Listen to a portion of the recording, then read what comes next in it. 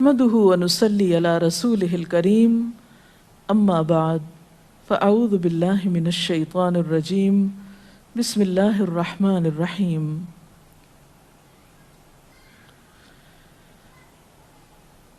ایک پاکیزہ معاشرہ اسی وقت وجود میں آ سکتا ہے جب خاندانی نظام مضبوط ہو، اور خاندانی نظام کی مضبوطی کا انحصار شوہر اور بیوی کے باہمی تعلقات پر ہوتا ہے۔ دونوں کے درمیان جب تک باہم موافقت نہ ہو، دونوں ایک دوسرے کے حقوق کا خیال نہ رکھیں، اس وقت تک خاندان کے اندر خوشی، راحت، سکون پیدا نہیں ہو سکتا۔ تو آئیے ہم دیکھتے ہیں کہ اسلام شوہر اور بیوی کو ایک دوسرے کے حقوق کی ادائیگی کے لیے کیا حکم دیتا ہے۔ سب سے پہلے شوہر کی ذمہ داریوں پہ بات کریں گے اور عورت کے حقوق پر۔ قرآن پاک میں اللہ سبحانہ وتعالیٰ نے شوہر اور بیوی دونوں کو ایک دوسرے کا لباس بتایا ہے۔ ارشاد باری تعالیٰ ہے، ہن لباس لکم وانتم لباس لہن، وہ تمہارا لباس ہیں اور تم ان کا لباس ہو۔ اور لباس انسان کے لیے حفاظت، زیب و زینت اور سکون کا باعث ہوتا ہے۔ انسان اپنے لباس سے پہچانا جاتا ہے، انسان اپنے لباس کی کیئر کرتا ہے، اس کی حفاظت کرتا ہے، نگہداشت کرتا ہے، اس کے بارے میں کانشیس ہوتا ہے، اس سے غافل نہیں ہوتا، کیونکہ وہ اس کی شخصیت کو خوبصورت بناتا ہے، اور اگر لباس اچھا نہیں تو شخصیت داغدار ہو جاتی ہے۔ تو جس طرح لباس اور جسم کا باہم تعلق ہے، ایک مضبوط تعلق، قریبی تعلق، اسی طرح شوہر اور بیوی کا بھی باہم ایک مضبوط قریبی تعلق ہوتا ہے۔ اس لیے دونوں جب تک ایک دوسرے کے حقوق ادا نہ کریں، دونوں ایک دوسرے کا خیال نہ رکھیں، تو کوئی بھی خوشگوار خاندان جنم نہیں لے سکتا۔ تو آئیے دیکھتے ہیں کہ اس سلسلے میں اسلام کی تعلیمات کیا ہیں۔ سب سے پہلے شوہر کو یہ تلقین کی گئی کہ وہ بیوی کے ساتھ اچھا سلوک کرے۔ قرآن پاک میں اللہ تعالیٰ فرماتے ہیں، وَعَاشِرُوهُنَّ بِالْمَعْرُوفِ، اور ان عورتوں کے ساتھ معروف طریقے سے، بھلے طریقے سے زندگی بسر کرو۔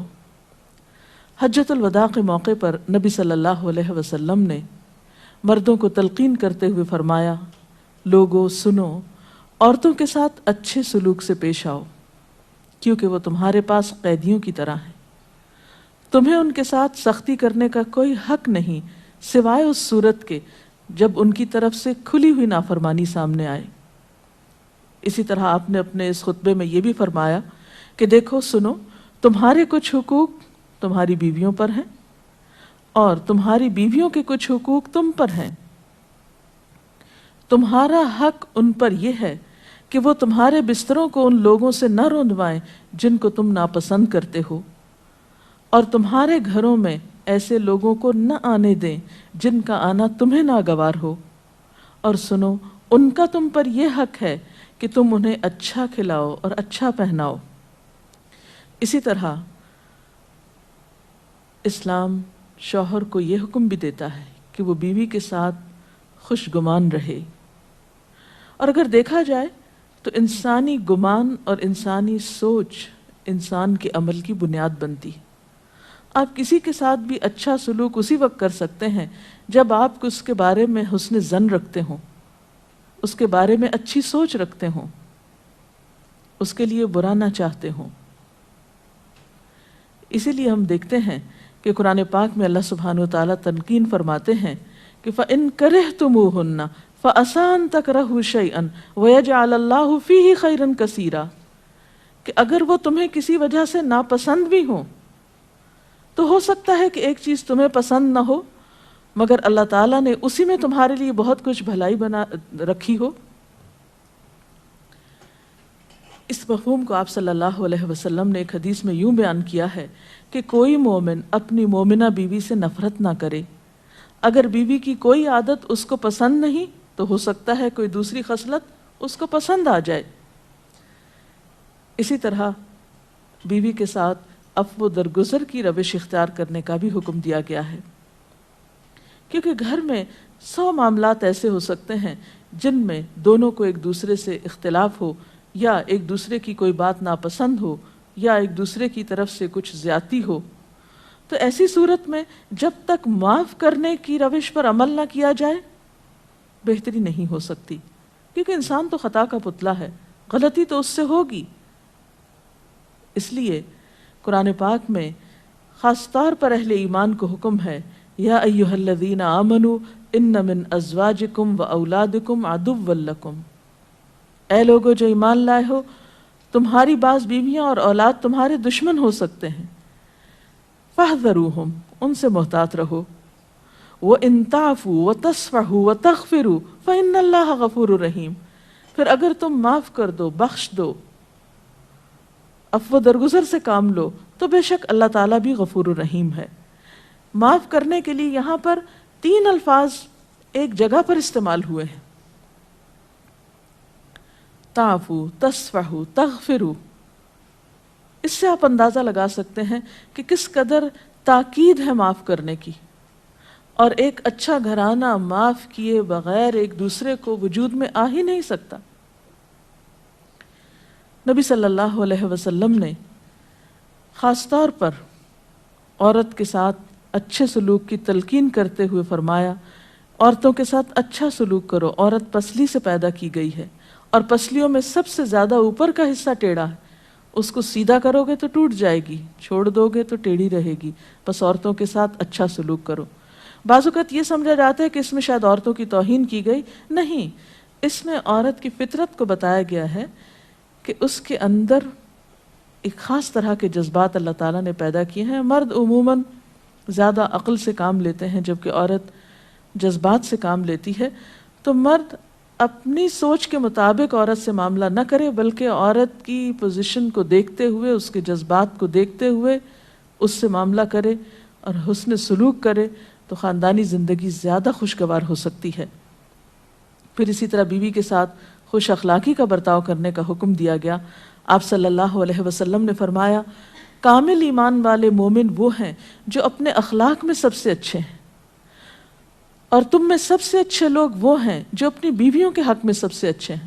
ہمارے ہاں تو اس شخص کو زن مرید کہا جاتا ہے جو بیوی کے ساتھ اچھا سلوک کرتا ہو، حالانکہ اللہ کے رسول صلی اللہ علیہ وسلم کے نزدیک سب سے اچھا مومن وہ ہے جو بیوی کے حق میں خوش اخلاقی برتتا ہے۔ یعنی کسی انسان کی خوش اخلاقی کا ثبوت اس سے نہیں دیا جائے گا کہ وہ اپنے گھر سے باہر کس کے ساتھ کیسا ہے، بلکہ یہ دیکھا جائے گا کہ وہ گھر کے اندر کیسا سلوک کر رہا ہے اپنے قریب ترین انسان کے ساتھ۔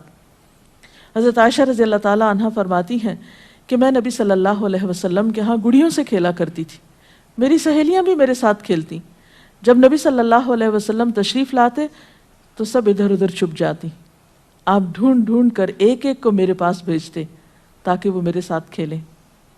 اس سے آپ اندازہ لگا سکتے ہیں کہ آپ صلی اللہ علیہ وسلم کا اپنے ازواج مطہرات کے ساتھ کیسا سلوک تھا، کیسا معاملہ تھا، اور وہ ان کے جذبات کا کس قدر خیال رکھتے تھے۔ اسی طرح شوہر کی ذمہ داریوں میں سے یہ ذمہ داری بھی ہے کہ وہ بیوی کو خوش دلی سے نان نفقہ دے، اس کی ضروریات پوری کرے۔ اس سے نہ صرف یہ کہ دنیاوی اعتبار سے وہ اپنی ذمہ داری پوری کرے گا، بلکہ آخرت کے اعتبار سے بھی وہ بہترین اجر و ثواب کا مستحق ہوگا۔ نبی صلی اللہ علیہ وسلم نے فرمایا، 1 دینار وہ ہے جو تم نے اللہ کی راہ میں خرچ کیا، ایک وہ ہے جو تم نے کسی غلام کو آزاد کرنے میں خرچ کیا، ایک وہ ہے جو تم نے کسی فقیر کو صدقے میں دیا، اور ایک وہ ہے جو تم نے اپنے گھر والوں کو صدقے میں دیا، یعنی اپنی بیوی کو کھلایا، اس کی ضروریات پوری کرنے پہ لگایا۔ ان میں سب سے زیادہ اجر و ثواب اس دینار کے خرچ کرنے کا ہے جو تم نے اپنے گھر والوں پہ خرچ کیا۔ وہ لقمہ جو شوہر اپنی بیوی کو کھلاتا ہے وہ شوہر کے حق میں صدقہ لکھا جاتا ہے، یعنی فریضے کی ادائیگی تو اپنی جگہ، لیکن اس کا خرچ کرنا اس کے لیے باعث ثواب ہے اس مد میں۔ پھر اسی طرح بیوی بچوں کی دینی تعلیم و تربیت یہ بھی شوہر کی ذمہ داری. قرآن پاک میں اللہ تعالیٰ فرماتے ہیں یا ایھا الذین آمنوا قوا انفسکم واہلیکم نارا، اے لوگو جو ایمان لائے ہو اپنے آپ کو اور اپنے گھر والوں کو آگ سے بچاؤ. قرآن پاک میں نبی صلی اللہ علیہ وسلم کے ذریعے امت کو حکم دیا گیا ہے وَأْمُرْ أَهْلَكَ بِالصَّلَاةِ وَاصْطَبِرْ عَلَيْهَا، کہ اپنے گھر والوں کو نماز کا حکم دو اور خود بھی اس کی پابندی کرو. اسی طرح بیوی کے لیے بھی کچھ احکامات ہیں، بیوی کی بھی کچھ ذمہ داریاں ہیں جو اسے شوہر کے حق میں پوری کرنا ہے. پہلی ذمہ داری یہ کہ بیوی خوشی کے ساتھ شوہر کی اطاعت کرے. قرآن پاک میں نیک عورتوں کی صفت یہ بتائی گئی ہے فالصالحات قانتات، نیک عورتیں فرما بردار ہوتی ہیں، ایک طرف اللہ کی اطاعت گزار اور دوسری طرف شوہر کی اطاعت گزار. شوہر کی اطاعت کے بارے میں ایک حدیث میں آتا ہے آپ صلی اللہ علیہ وسلم نے فرمایا 2 قسم کے لوگ ایسے ہیں کہ جن کی نمازیں ان کے سروں سے اوپر نہیں جاتی. ایک وہ غلام جو اپنے آقا سے بھاگ جائے جب تک کہ واپس نہ آئے، اور دوسرے وہ بیوی جو اپنے شوہر کی نافرمانی کرے جب تک کہ نافرمانی سے باز نہ آ جائے. یہاں تک حکم ہے کہ بیوی شوہر کے معاملے میں کسی دوسرے کی بات نہ مانے. یعنی شادی کے بعد ایک عورت جب شوہر کے گھر چلی جاتی ہے تو پھر شوہر کا حق سب سے بڑا ہو جاتا ہے. بعض اوقات ہمارے معاشرے میں ایک طرف شوہر کچھ کہتا ہے، دوسری طرف والدین کچھ کہتے ہیں، تیسری طرف کسی اور کا مشورہ کچھ ہوتا ہے، عورت بیچاری بیچ میں پس جاتی ہے. ایسے موقع پر عورت کے لیے کیا لازم ہے، اس کی پرائرٹی کیا ہوگی کہ وہ اپنے شوہر کی بات مانے. عورت کی دوسری بڑی ذمہ داری اپنی آبرو اور عزت و عصمت کی حفاظت ہے.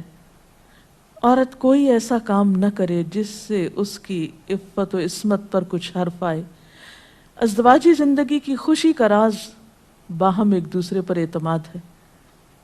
اگر کوئی بھی ایسا کام عورت کرتی ہے جس سے شوہر کے دل میں شک ہو جاتا ہے، اعتماد ختم ہو جاتا ہے، تو اس سے ازدواجی زندگی کی خوشیاں ختم ہو جاتی ہیں. یہ اعتماد بے حد ضروری ہے اور اس کے لیے اپنی عزت عصمت کی خصوصی حفاظت. نبی صلی اللہ علیہ وسلم نے فرمایا عورت جب 5 وقت کی نماز پڑھے، اپنی آبرو کی حفاظت کرے، اپنے شوہر کی فرما بردار رہے تو وہ جنت کے جس دروازے سے چاہے داخل ہو جائے. اسی لیے شوہر کی اجازت اور مرضی کے بغیر گھر سے بھی نہیں نکلنا چاہیے.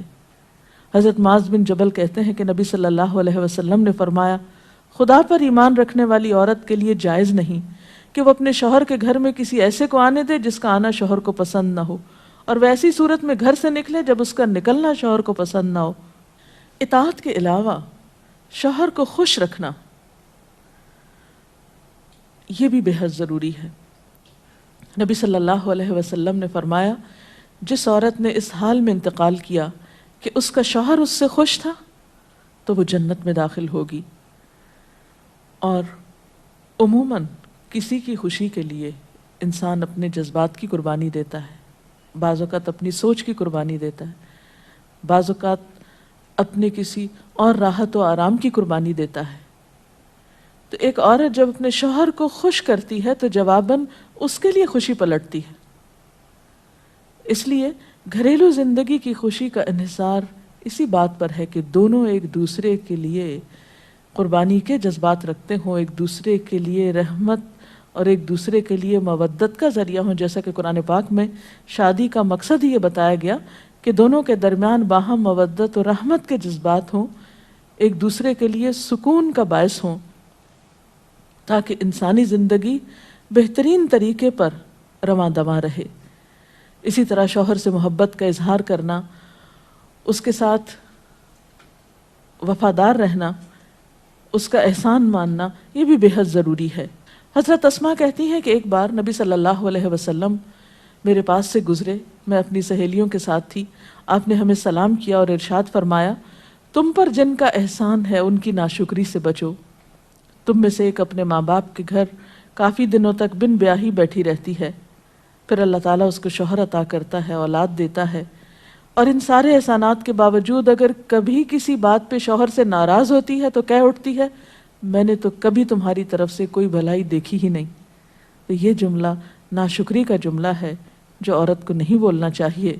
قیامت کے دن اللہ تعالیٰ اس عورت کی طرف نظر رحمت اٹھا کر نہیں دیکھے گا جو شوہر کی ناشکری ہوگی۔ اور آخری بات یہ کہ عورت کے اوپر لازم ہے کہ وہ اپنے گھر بار، مال و اسباب اور اپنی ذمہ داریوں میں شوہر کی مددگار رہے، شوہر کی وفادار رہے۔ آپ صلی اللہ علیہ وسلم نے فرمایا قریش کی عورتیں کتنی اچھی عورتیں ہیں جو بچوں پہ بہت مہربان اور شوہر کے گھر بار کی حفاظت کرنے والی ہیں۔ آپ صلی اللہ علیہ وسلم نے ایک اچھی عورت کی خوبیاں بیان کرتے ہوئے فرمایا مومن کے لیے خوف خدا کے بعد سب سے مفید اور باعث خیر نعمت نیک بیوی ہے۔ اور نیک بیوی کون؟ جب وہ شوہر اسے کسی کام کے لیے کہے تو خوشی سے کر دے، جب اس پہ نگاہ ڈالے تو اسے خوش کر دے، جب اس کے بھروسے پہ قسم کھائے تو وہ اس کی قسم پوری کر دے، جب وہ کہیں چلا جائے تو اس کے پیچھے اپنی عزت و آبرو کی حفاظت کرے، اور شوہر کے مال و اسباب کی اور ان سب چیزوں کی نگرانی میں شوہر کی خیرخواہ اور وفادار رہے، اور اس کے ساتھ ساتھ اپنی صفائی، زیبائش اور سلیقہ مندی کا بھی ثبوت دے۔ اس سلسلے میں اگر آپ کے ذہن میں مزید کچھ سوالات ہوں تو آپ کر سکتے ہیں۔ اگر والدین اور شوہر دونوں میں سے کسی ایک کی بات ماننے کا جیسے وقت ہو تو پھر کس کی بات پہلے مانی جائے گی؟ شادی کے بعد شوہر کی بات ماننا زیادہ ضروری ہے بنسبت کسی اور کے، کیونکہ واضح طور پر آتا ہے کہ عورت شوہر کے معاملے میں کسی دوسرے کی بات نہ مانے۔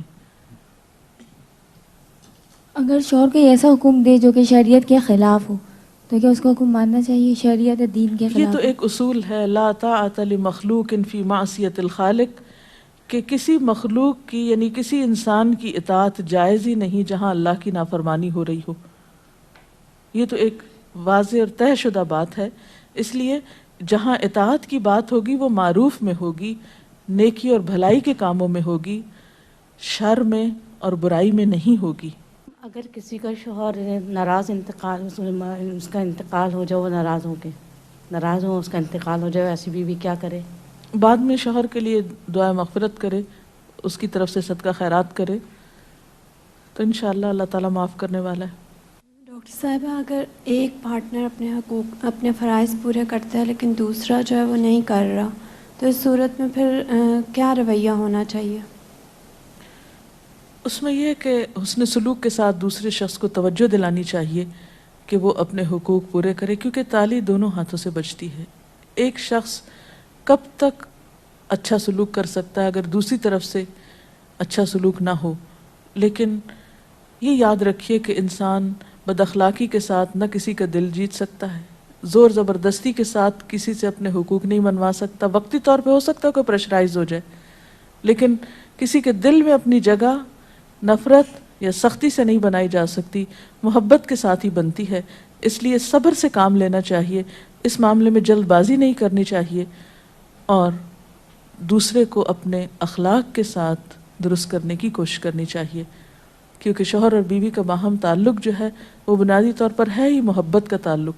اگر شوہر دینی تعلیم کو اہمیت نہیں دیتا لیکن بیوی اسے حاصل کرنا چاہتی ہے تو ایسے میں بیوی کو کیا کرنا چاہیے؟ اب دیکھیے کہ دین کی تعلیم تو یہی ہے کہ طلب العلم فریضۃ علی کل مسلم، علم حاصل کرنا ہر مسلمان پر فرض ہے۔ اس میں جیسے مرد کا حق ہے علم حاصل کرنے کا، ایسا ہی عورت کا بھی حق ہے، کیونکہ علم کے بغیر تو زندگی اندھیر ہے، نہ انسان دنیا میں صحیح طور پر زندگی بسر کرتا ہے اور آخرت میں بھی وہ کیسے حساب کتاب دے سکتا ہے جب اس کو پتہ ہی نہیں کہ اس کی ذمہ داریاں کیا ہیں، اسے کیا کرنا چاہیے اور کیا نہیں کرنا چاہیے۔ تو اس لیے اسلام نے ایسے معاملے میں عورت کو حق دیا ہے کہ وہ اپنا حق لے سکتی ہے، یعنی اگر شوہر نہیں بھی راضی تو وہ دینی علم حاصل کر سکتی ہے جس پر اس کی دنیا اور آخرت کی فلاح کا انحصار ہے۔ اگر شوہر دوسری شادی کرنا چاہے اور اپنی پہلی بیوی سے اجازت لینا کیا اس پر فرض ہے؟ نہیں، فرض نہیں۔ السلام علیکم میڈم جو نان-نفقے کا ذکر کیا ہے نا کہ ذمہ داری شوہر پہ ہے، تو وہ جی ہاں، کس حد تک ذمہ دار ہے، مطلب کہاں تک دے سکتا ہے؟ کوئی لمٹ ہے اس کی کہ اتنا کماتا ہے تو اتنا دے سکتا ہے؟ نہیں، اصل میں اس میں کوئی حساب کتاب تو نہیں کیا گیا، ہر ایک کو اس کی حیثیت کے مطابق دینا ہوتا ہے۔ جو وسعت والا ہے وہ زیادہ خرچ کرے گا، جو کم حیثیت والا ہے وہ اپنی حیثیت کے مطابق کرے گا، لیکن بنیادی ضروریات بیوی بچوں کی پورا کرنا شوہر کی ذمہ داری ہے، جس میں تعلیم، رہائش، خوراک، لباس، دوا، علاج، معالجہ، یہ سب شوہر کی ذمہ داری۔ ڈاکٹر صاحب آپ نے کہا کہ یہ باہم اعتماد کا رشتہ ہے میاں بیوی کا. میاں تو بیوی پہ اعتماد کرتا ہے، اگر بیوی کو اس پہ نہیں اعتماد ہے کہ وہ کچھ چھپاتا ہے یا کچھ نہیں بتاتا ہے، تو بیوی کو کہاں تک اجازت ہے کہ وہ اس بات کو کریدے، اس سے پوچھے؟ میرا خیال ہے کہ بعض اوقات معاملات کریدنے سے اور زیادہ خراب ہوتے ہیں، اور بعض اوقات انسان بلا وجہ کسی وہم کا شکار ہوتا ہے، شیطان وسوسے ڈالتا ہے اور انسان کو غمگین اور پریشان رکھتا ہے۔ تو اس میں یہ ہے کہ انسان کو تجسس کرنے سے منع کیا گیا ہے، کیونکہ اس سے حاصل کچھ نہیں ہوتا، اور انسان کے ظاہر پر ہی معاملہ کرنا چاہیے اس سے۔ اس کے ساتھ ہی آج کے پروگرام کا وقت ختم ہوتا ہے، اب اجازت چاہتے ہیں۔ السلام علیکم ورحمۃ اللہ وبرکاتہ۔ اللہ اکبر، اللہ اکبر، لا الہ الا اللہ، اللہ اکبر، اللہ اکبر وللہ الحمد۔